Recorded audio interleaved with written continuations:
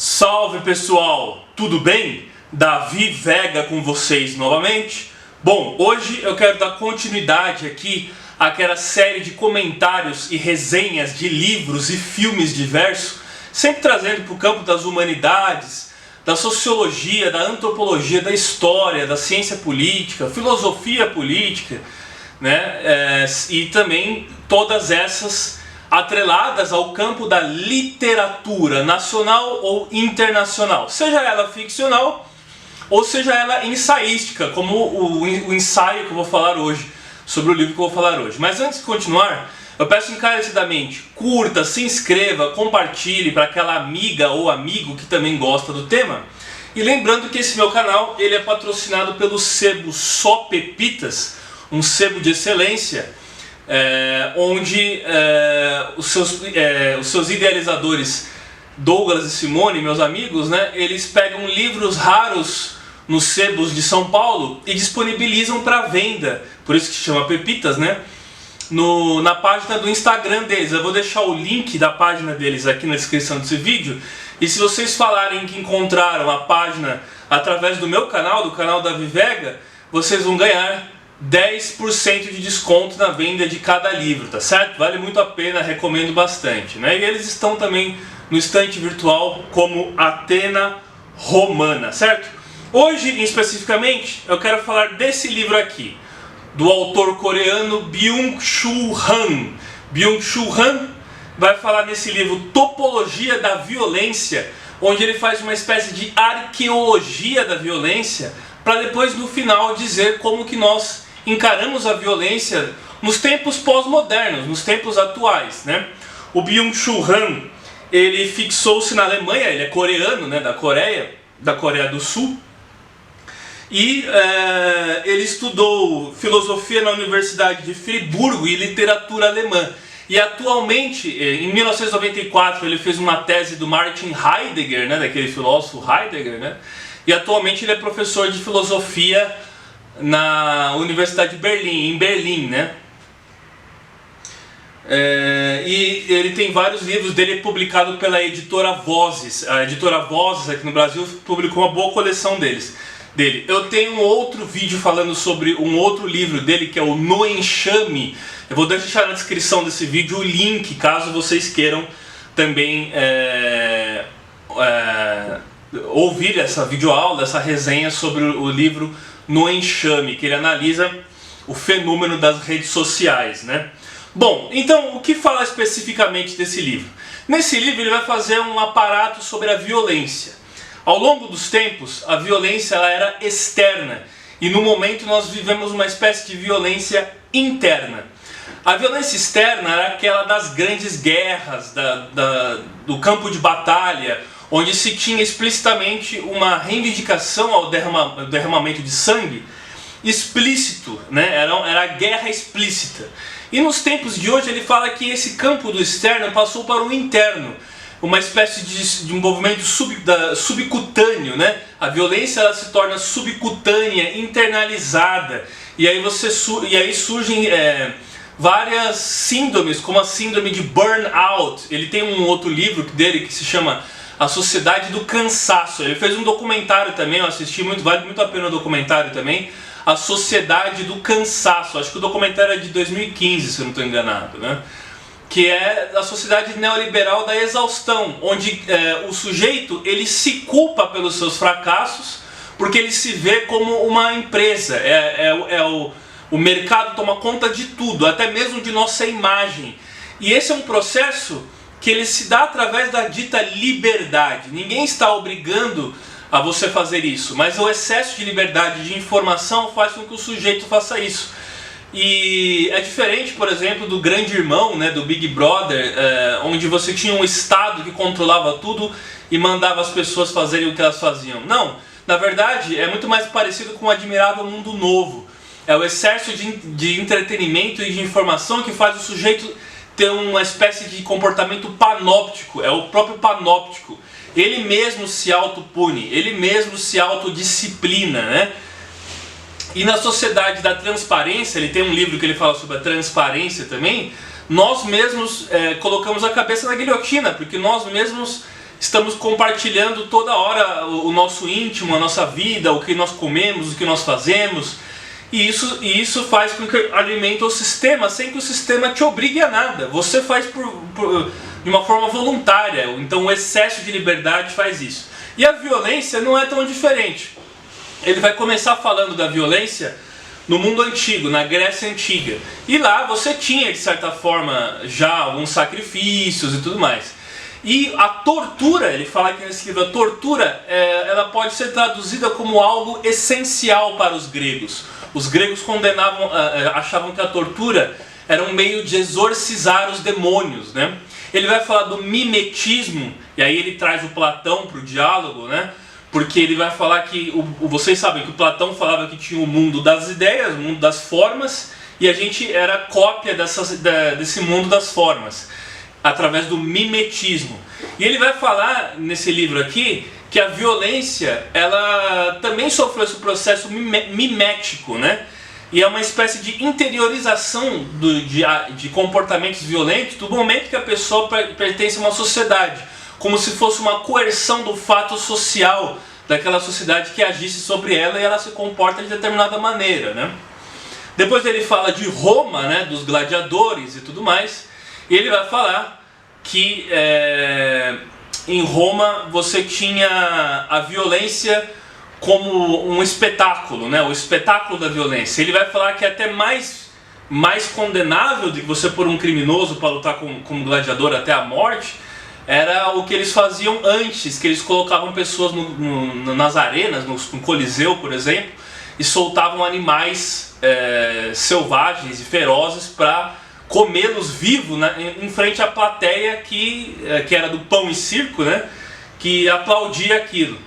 E ele vai falar também de uma frase parecida com "si vis pacem para bellum", né, se queres paz, arme-se para a guerra, que ele fala que se queres paz, esteja preparado para a violência, né? Meio parecido com essa ideia de paz e de guerra, né? A violência como sendo algo que antagônico ao conceito de paz, mas que faz parte dessa dialética, desse dualismo muitas vezes, né? Bom, ele vai falar nesse livro aqui da topologia da violência, que não é apenas algo exclusivo da Idade Moderna, que ela se tornou envergonhada, né? Os pacifistas sempre existiram, né?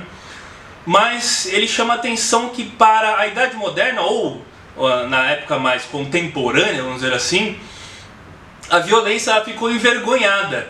Para a gente conseguir ter uma vida em sociedade, de certa forma, minimamente ordenada, foi se substituindo a violência, claro, com o monopólio de Estado. O próprio Weber já falava que o Estado é o detentor do uso legítimo da força da violência, né? Do uso da violência, as armas ficam com a polícia, com o exército, né? E o cidadão nos países que são contra o armamento, né? que são a favor do desarmamento, concentram tudo no poder estatal. Então a violência ela ficou sendo monopolizada pelo Estado, né? E ela se tornou envergonhada. Então o triunfo da racionalidade na sociedade fez com que a violência se tornasse microfísica. Aí eu lembro do Foucault, da microfísica do poder. Você tem a microfísica da violência. Não é mais um bando coletivo agindo dessa forma, embora ainda existem em alguns casos, em alguns países, né? Mas sim em casos pessoais, numa briga de trânsito. E também a violência, ela é a teatralização da violência. Não é só o ato da violência física, mas tem a violência discursiva, a imagem violenta, a violência como imagem. Aí você lembra dos punks que querem chocar pela violência com música agressiva. É a teatralização da violência, não necessariamente a violência física, né? É o discurso, a imagem, é aquilo que se pretende ser violento, não necessariamente físico, né? Bom, e ele vai falar dos campos de concentração. A violência, quando ela se torna envergonhada na modernidade, ela continua existindo de uma forma isolada, que é diferente do presídio. O presídio ele ainda existe, ele ainda é um resquício da onde se tem o lugar para se punir a violência com mais violência, né? Os indesejáveis que agiram com violência são isolados em lugares onde a violência ali é permitida, ali ela ela é permitida de uma forma, claro, de uma forma transcendental entre o controle do Estado e seus prisioneiros, mas nos campos de concentração ela existiu de uma forma diferente, onde o gás, os que já fazendo uma referência ao holocausto dos judeus, né, que foram gaseados lá, morreram nas câmaras de gás, as câmaras de gás não derramaram nenhuma gota de sangue, mas não deixaram de ser um elemento típico dessa violência que é isolada na pós-modernidade, né? Bom, depois ele vai falar entre os selvagens como funciona a violência. Ele traz o Pierre Clastres para discussão. Pierre Clastres escreveu aquele livro, A Sociedade contra o Estado. Eu tenho um vídeo comentando sobre esse livro, que é A Sociedade do Status, né? A Sociedade contra o Estado. Vou deixar o link na descrição desse vídeo, caso vocês queiram assistir essa videoaula também, essa resenha também, né? E aí ele vai falar que os selvagens, eles tinham uma outra lógica de violência. Não era a lógica da guerra permanente. Era uma lógica onde quando um membro era abatido do seu grupo, ele tinha que abater outro membro do grupo rival. Mas não necessariamente o autor daquele que abateu sobre o seu grupo. Não necessariamente era uma vingança de se punir aquele que foi o homicida. O homicídio, ele não é visto como, ele não tem a lógica da vingança, da equiparação. Se você matou o meu filho, seja lá quem for, eu tenho o direito de matar você, como ocorria na lógica da Idade Média, dos duelos e tudo mais, né? Para se salvar a honra, né? Não é essa lógica, é uma lógica de equiparação de uma outra forma, né? Bom, e aí ele vai falar então do canibalismo, a antropofagia, que fazia parte entre os selvagens de você adquirir o que eles chamavam de mana. Mana ou maná, né? Eu acredito que seja mana. Os manas eram propriedades que cada um que consumia carne de inimigos abatidos, ou que abatia inimigos, ia acumulando esse mana e se tornando cada vez mais poderosos. E aí começa a surgir a hierarquização das sociedades, onde os mais poderosos dominavam. Mas os reis, eles não tinham um trono perpétuo. Os próprios reis poderiam ser reis em lua cheia, mas na lua do quarto mingante eles poderiam ser mortos e outro sujeito ocuparia o seu lugar também, e depois teria mortos, e assim tinha uma coisa meio que cíclica. Não era aquele poder absoluto dos reis eterno que se tinha, ou até pelo menos até a morte deles, né, em vida, como aconteceu no absolutismo, né? Então é muito curioso, porque cada vez que o sujeito abatia o inimigo, ele acumulava um mana. E essa lógica do mana, ele vai falar no livro aqui, é a mesma lógica da corrida armamentista que aconteceu na Guerra Fria, né? Ou em um país em guerra com outro. Os países vão se armando e quanto mais armas, quanto mais equipamentos bélicos, quanto mais mísseis, quanto mais granadas, aviões, tanques eles possuem, é igual a lógica do selvagem, que quanto mais inimigos ele abatia, mais mana ele tinha. Então os manas pra gente então seriam essas coisas, o acúmulo de bombas atômicas. E aí ele fala aqui da corrida armamentista, da Guerra Fria e tudo mais, né? Então vocês percebem que a lógica do selvagem não é muito diferente da nossa lógica, só muda os objetos e a própria tecnologia e a técnica, né? A técnica fez com que a gente criasse bombas de destruição em massa, mas a lógica primata, né, do Australopithecus, vamos dizer assim, ela ainda é presente, infelizmente, né, no ser humano ainda nos dias atuais, né? Bom, passado isso, quando ele fala que não é a lógica da guerra permanente entre os selvagens, essa equiparação se dá também às vezes com o pagamento de tributos. O Levi-Strauss fala muito disso, né? E aí quando se matava uma pessoa de um determinado grupo, o grupo rival tinha que pagar tributos, às vezes seja com gado, seja com cabras, seja com o que for, né? Ele fala aqui que na Grécia Antiga também eles sacrificavam cabras, porcos, né, em nome da beleza, em nome do belo, né? Ele vai falando de tudo isso aí, e os deuses gregos, eles eram imanentes, eles não estavam fora do universo como o deus cristão, e eles eram totalmente violentos e vingativos. Os deuses eram vingativos e e louvavam a violência, né? Ele vai falar dos astecas também, né? Que faziam, que eram povos guerreiros que faziam sacrifícios em nome do, para se ter uma boa agricultura, né? Ou em nome do deus da guerra, né? E os astecas, assim como os maias, louvavam Kukulkan ali naquelas pirâmides que você tem em Chichén Itzá, Tenochtitlan e todos aqueles lugares lá, né? Da América Central, né? E então eles eram povos conquistadores, né? Que louvavam o sangue, a guerra, o derramamento de sangue e tudo mais, né? Então a violência ela sempre foi presente nos grupamentos humanos, né? Depois ele vai, no capítulo seguinte, analisar de uma certa forma, até pela psicanálise, a violência, né? Ele vai falar que nós temos o que nós chamamos de Thanatos, né? Existe o Thanatos e o Eros. O Thanatos é a pulsão de morte, uma pulsão de morte que nós temos.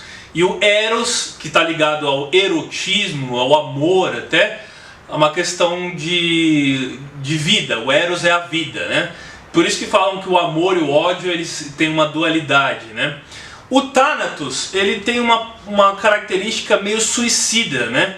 Que está muito presente nos narcisistas. Os narcisistas e a nossa própria sociedade pós-moderna, até pela filosofia individualista, ensimesmada dela e tudo mais, faz com que a gente tenha grandes grupos de narcisistas. E os depressivos, eles têm essa característica narcisista. A depressão e a hiperatividade está muito ligada aos narcisistas, né? Vocês sabem do mito do Narcísio, né?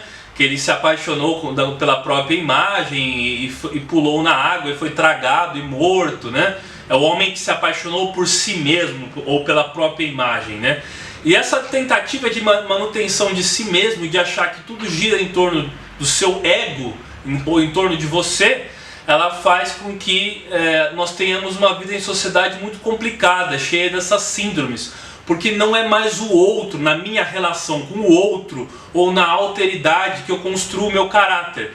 O caráter ele é formado de uma forma totalmente narcísica, né? Ele não se dá em relação ao outro, ele se dá meio que em si mesmado, de certa forma, né?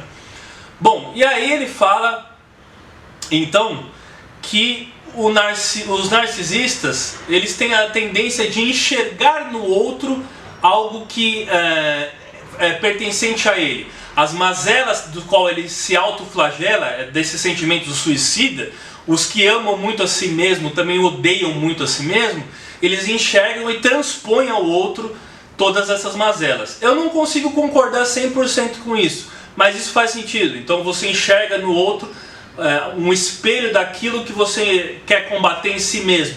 E o narcisista está sempre combatendo a si próprio. E aí tem a questão do ego contra o superego. O superego, que é a lei, a primeira lei que a criança enfrenta, que é a lei do próprio pai, o seu ego vai se rebelar contra o superego, principalmente se ele teve um complexo de Édipo muito forte na sua criação. E na sua idade adulta ele vai falar muitas vezes que esse superego, a figura paterna, pode ser a figura do próprio Deus. A noção de Deus é o superego do qual o ego se rebela, né? Lembra-se daquela fábula do anjo rebelde, que é o próprio Lúcifer, né? Ele se tornou mal, por quê? Porque ele não é o obediente, ele é aquele que se rebelou, né? Ou Prometeu, por que ele foi condenado a que um gavião, uma águia, comesse seu fígado que se regenerava para o resto da vida preso a uma pedra? Porque ele desrespeitou as leis divinas e mostrou o fogo ao homem, né? Essas fábulas mostram então a rebelião, os humanos. Por que nós temos que trabalhar e o pecado original existiu? Porque nós comemos, a Eva comeu o fruto proibido, desrespeitando a Deus e tudo mais. Então todas essas analogias, até que a cultura e a religião traz, está ligado justamente com essa ideia de rebelião, muitas vezes do ego contra o superego, né? E ele vai falando que na nossa sociedade, embora eu acho que essa psicanálise está um pouco ultrapassada, eu gosto muito do Jung e do Lacan, né? Eu gosto bastante da ideia do inconsciente coletivo, que é algo que foi inspirado no Freud também, mas do Freud eu gosto muito do Psicologia das Massas, né? Isso faz muito sentido também, é muito legal, né? Então é isso, né? Nós vivemos a era dos narcisistas, dos narcísios, né? E essa era traz grandes complicações. Se a violência ela não é mais externalizada, eu me autoflagelo. E aí você tem os borderlines que se cortam, você tem várias síndromes, TDAH, hiperatividade, esquizofrenia, burnout, várias síndromes, porque a violência está sendo negada e o sujeito não pode exteriorizar a sua violência, só se ele for um lutador de MMA, de jiu-jitsu, de boxe, né? E como ele não pode externalizar essa violência, ele internaliza essa pulsão que existe, que é a pulsão de Thanatos que existe, então ele acaba se autoflagelando numa sociedade marcada, cheia de síndromes, né?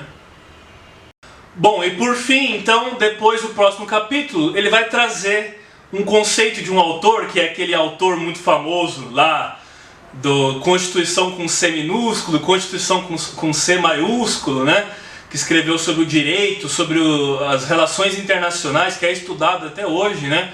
No seu Nomos da Terra, a noção de telurocracia contra a talassocracia, atlantismo e tudo mais.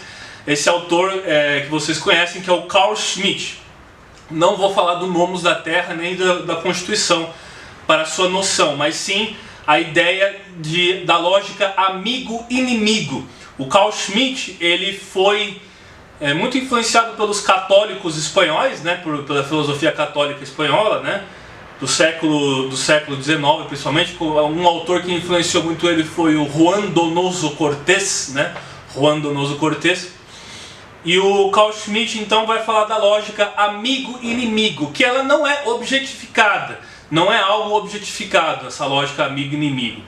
E o Carl Schmitt vai falar que ela é parecida com aquela lógica bom e mal, bonito e feio, e tem a questão da impessoalidade no Heidegger, né, que é o Man. Tem o Dasein, né, que é de cada cultura tem seu Dasein, e tem o Das Man. E essa ideia de Man, ela está ligada à impessoalidade, e essa lógica amigo-inimigo, ela volta a fazer sentido na pós-modernidade. E aí eu separei uma parte para ler para vocês, que eu achei muito curiosa, né?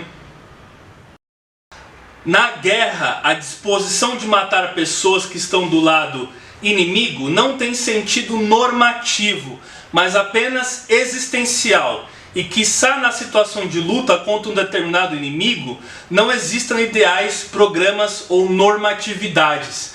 Então quando se chega nesse ponto da guerra em si, da atividade bélica violenta em si, não mais se tem ideais. E aí eu me lembro muito do George Orwell, naquele livro Homage to Catalonia, né? Homenagem à Catalunha, que traduziram como Lutando na Espanha, que quando ele vai lutar na Guerra Civil Espanhola, ele vai falando, todo idealista lá, que ele parte para a Espanha, e quando ele vê a realidade da guerra, todos os seus ideais vão por água abaixo, vão embora, né? É igual naquele filme da Cruz de Ferro, do James Coburn, né? Que tem uma hora lá que o general chega lá no front querendo ganhar a Cruz de Ferro e tudo mais, todo idealista lá, e um outro oficial fala para ele, né, que já estava no front há mais tempo: o soldado alemão não luta mais por um governo que ele elegeu, porque o Hitler foi eleito, né? Que ele elegeu, ou pela cultura ocidental, num mundo em total desespero. Ele luta pela sua sobrevivência. Então ninguém mais está ligando para medalha, para ideais. Chega num ponto na guerra que é a sua sobrevivência. E essa lógica amigo-inimigo, ela ressurge agora na pós-modernidade, principalmente depois da pandemia, com a radicalização dos grupos de direita e extrema-direita. Antigamente a informação ela era centralizada, hoje ela é descentralizada e distribuída, é uma espécie de horizontalização da informação. Uma pessoa como eu pode ter um canal de opinião, de política, meu canal não é de política, mas de opinião política, mas pode fazer um canal e ter sua audiência, seus seguidores. E os seus seguidores vão estar numa bolha onde eles assistem e consomem informação apenas que lhes agradam, né? Poucas são as pessoas que escutam o contraditório. E aí vai ficar uma bolha dos seus iguais, dos seus amigos, contra uma bolha dos seus inimigos, daqueles que pensam diferente. E aí eu não acho que a gente vive mais numa sociedade em rede Claro que de certa forma sim, mas não como foi idealizada pelo Manuel Castells, né? Da sociedade em rede interligada. Ela é interligada, mas eu diria que é uma sociedade em células, porque uma célula está fechada e em si mesmada, voltada para dentro, para os seus iguais, na lógica dos amigos, contra os inimigos, que é a lógica da outra célula fechada em si mesmada, em si mesmo também. Então é uma célula que só fala para os seus iguais, que se contrapõe a uma outra célula que também só fala para os seus iguais, né? Então essa lógica amigo-inimigo, ela ressurgiu com as redes sociais. E aí, já voltando para aquela parte do Thanatos, dos narcisistas, que ele fala da revolta do ego contra o superego, ele vai falar que o narcisista tende, como ele pensa que tudo gira em torno do seu umbigo, em torno de si mesmo, ele tende a enxergar o mundo à sua imagem e semelhança.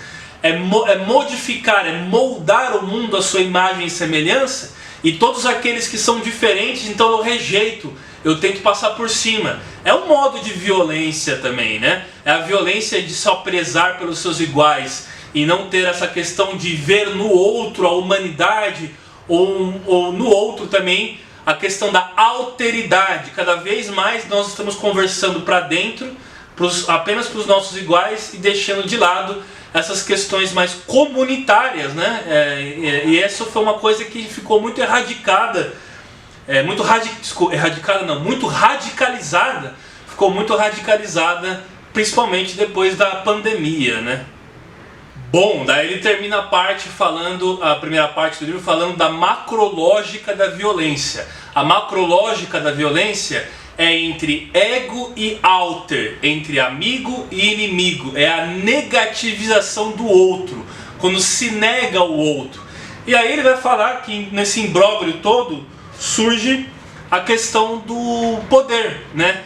E a questão do poder está ligada à questão hierárquica. Quando se acumula poder, assim como aqueles selvagens que acumulavam manas, vão ganhando status e se tornando mais poderosos, na nossa sociedade, aqueles que vão acumulando poder vão exercendo em hierarquias maiores influência sobre os demais.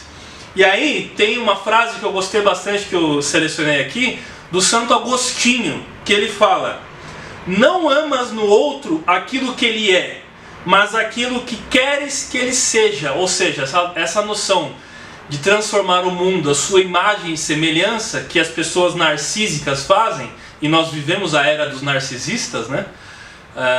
Elas querem que o mundo seja como o que elas gostariam que fosse, e não o que é. E o verdadeiro amor à humanidade, até mesmo de um pai em relação a um filho, de um casal que um ama o outro, é amar o outro sendo diferente de você. É aceitar as diferenças e entender que o amor está acima de tudo isso. Mas não é o que nós vivemos nessa geração mimada, uma geração mimada, narcisista, imperativa, né? Hiperativa também, mas imperativa, que impõe a sua vontade, e tudo tem que ser girado em torno do seu umbigo, em torno da sua pessoa e da sua vontade, né? E aí isso faz gerar uma briga de todos contra todos, né? Vira uma tensão de todos contra todos direto. E nós estamos perdendo muito isso na pós-modernidade, esse senso de comunidade, porque o senso de comunidade é se entregar também. Uma relação é se entregar também. Se você se relaciona com a sua esposa, com seus pais, você tem que abrir mão de certas coisas em nome dessa convivência, em nome dessa união. Se você não abrir mão e não querer abrir mão, e for egoísta a esse ponto, e mimado a esse ponto, aí não há relações que se sustentam. E por isso que cada vez mais essas instituições e ficções sociais do passado, elas estão acabando, né? Estão praticamente chegando ao seu fim, né? Por fim, então, ele fala da violência por parte do sistema, né? E aí ele vai falar que existe a violência, de fato, por parte do sistema, e a injustiça. Nem tudo categoriza-se violência. Se uma criança de uma classe social eleita, ela tem mais chances do que uma criança das classes menos favorecidas, isso é injustiça. Mas não necessariamente ele considera isso violência. A violência não abarcaria a tudo, né? E aí eu separei uma parte para ler para vocês, que é essa daqui. Acontece violência sempre que as pessoas são influenciadas de tal modo que sua realização somática e espiritual atuais são menores do que a sua realização potencial. Assim, a negatividade da subtração, que impede uma distribuição justa dos recursos e oportunidades, é essencial para a violência estrutural. Quando há essa injustiça do sistema, existe sim, claro, a violência estrutural. Assim como tem o racismo estrutural também, existe a violência estrutural, que é uma violência implícita, simbólica também, e de certa forma física, porque aqueles que mais sofrem na mão da polícia, muitas vezes, são os menos desfavorecidos, os de descendência africana, os negros, né? As pessoas que vivem à margem. Então o sistema ele é violento também e se utiliza da violência. E essa violência do sistema é aquilo que o Weber chamou de monopólio do uso legítimo da violência, né? Então depois, nesse livro aqui, ele passa pegando um conceito do Foucault, que é a microfísica da violência. O Foucault é a microfísica do poder. Eu tenho esse livro aqui dele, brilhante, a microfísica do poder. E ele vai fazer uma analogia com a microfísica da violência, numa era do biopoder. Esse biopoder faz com que nós tenhamos a questão do panóptico. O panóptico é aquele que se auto-vigia. A vigilância, ela se tornou da verticalidade para a horizontalidade e o próprio sujeito se autonormativa. É tudo em relação à normatização. E o próprio sujeito ele vai se autodisciplinando dessa forma, né? Bom, ele fala aqui: a microfísica do poder de Foucault descreve os processos de poder que preferem produzir normas e costumes em lugar de dor e morte, e tem mais predileção em qualificar, medir, avaliar, classificar do que a manifestar-se em rupturas. Ela direciona os sujeitos na norma, ordenando-os em torno dela, ou seja, vai ordenando em torno da norma, e o panóptico, ele mesmo se submete à norma, né? É um poder normalizador que se oculta enquanto tal e que se manifesta como sociedade. A sociedade da normalização é o efeito histórico de uma tecnologia de poder voltada à vida. E aí você tem a biopolítica da população. Aí ele vai falando dessa questão que é uma questão eminentemente moderna, né? O Microfísica do Poder, do Microfísica do Poder foi um livro que mudou praticamente, revolucionou praticamente a filosofia, inclusive a própria sociologia também, né? Onde você tem o micropoder, as esferas de micropoder, e aí ele faz um paralelo com a violência nessas esferas de microviolência. Depois ele passa para a violência sistêmica, ele dá a violência sistêmica para a simbólica, para a violência religiosa, que está ligado à negatividade, e depois ele vai falar da positividade. Ele fala da negatividade, e a religião é uma delas, e depois ele fala da positividade. E na positividade, ele escreveu uma coisa muito bacana que eu separei aqui. A superprodução e a superacumulação de hoje, porém, são transeconômicas. Elas transcendem o valor de uso e rompem o elo econômico que há entre meio e fim.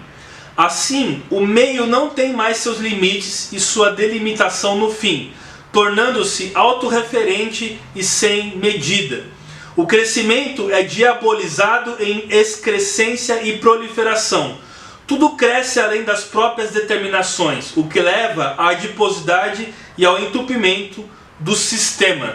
São produzidas e acumuladas tantas coisas que já não se dispõe de tempo para avaliar a sua necessidade. A violência da sociedade de consumo, de mercado, da produção em série, faz com que o meio acaba sendo muito maior do que o seu fim. E assim como Marx falava do trabalhador alienado, que não consegue nem consumir aquilo que ele produz, nós vivemos numa sociedade, no meio basicamente, nessa sociedade da superprodução, e a gente nunca entende o fim. A gente nunca sabe por que as coisas são, a finalidade das coisas, a finalidade dos objetos, das mercadorias, num mundo que não tem sentido.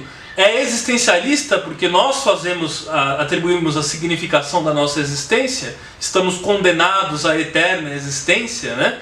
Mas não tem, da mesma forma que não tem um objetivo claro, não tem uma significação essa existência que nós aqui construímos, nós estamos num meio onde nunca se sabe qual será seu fim.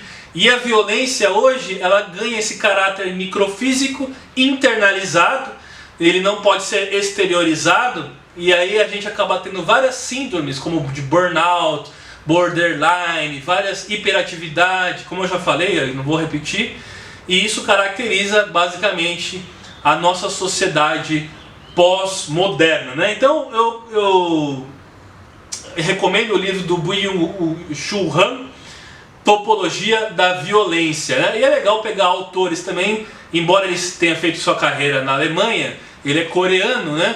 Embora seja um autor muito famoso, para sair um pouco dessa bolha Europa, Estados Unidos, América em geral, né? E ele é um autor mas ele fez carreira na Alemanha, né? E leciona filosofia na Universidade de Berlim, tá certo? Então curta, se inscreva, compartilhe, deixe o like, vamos sempre promover a filosofia, a sociologia e a reflexão em geral. Grande abraço, gente. Valeu!